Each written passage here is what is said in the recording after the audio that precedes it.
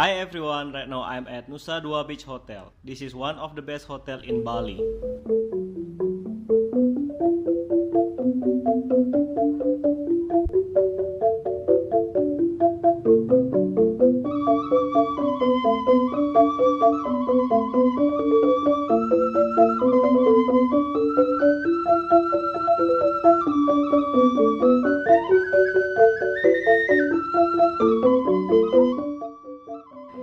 And this is the deluxe room, one of the most favorite rooms at Nusa Dua Beach Hotel.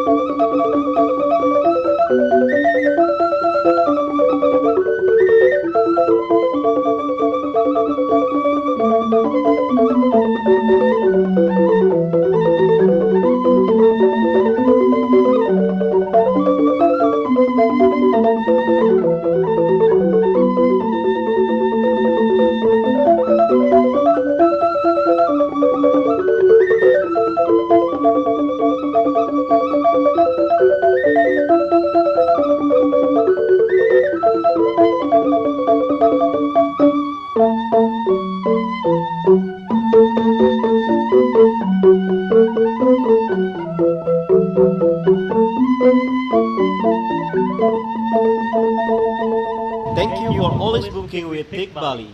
We are happy to do better deal for any accommodation and any holiday activities you want to do in Bali. We love all, we serve all.